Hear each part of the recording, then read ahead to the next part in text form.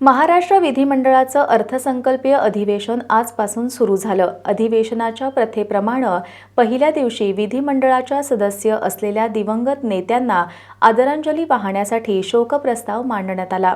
यावेळी बोलताना विधान परिषदेतील काँग्रेसचे गटनेते आमदार सतेज पाटील यांनी अजित पवारांबद्दलच्या आठवणींना उजाळा दिला।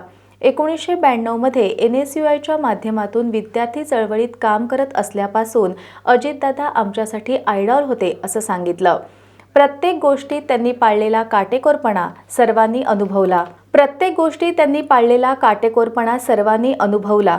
कोल्हापुरातील अनेक विषयांना दादांनी सढळ हातानं निधी दिला। त्यांच्या जाण्यानं महाराष्ट्राच्या सामाजिक आणि राजकीय क्षेत्राची मोठी हानी झाल्याची भावना आमदार सतेज पाटील यांनी व्यक्त केली।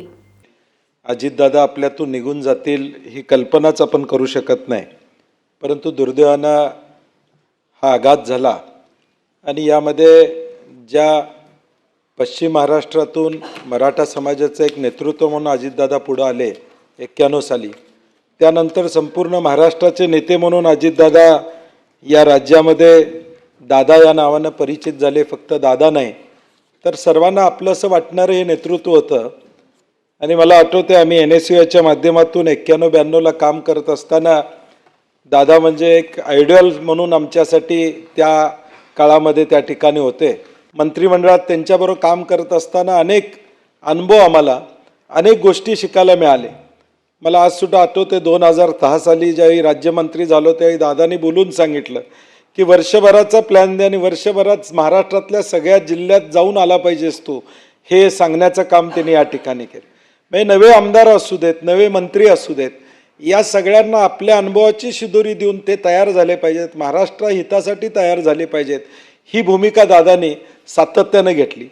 किंवा कोल्हापूरच्या एअरपोर्टला 225 कोटी रुपयाच्या वर निधी देण्याची भूमिका असेल, असे अनेक विषय आहेत की कोल्हापूर माझा आहे ह्या भूमिकेतून दादांनी, कारण की माझं शिक्षण तिथं झालंय, त्या कोल्हापूरला मी काहीतरी देणं लागतो ही भूमिका सातत्याने दादांनी हयातभर या ठिकाणी ठेवण्याचं काम केलं।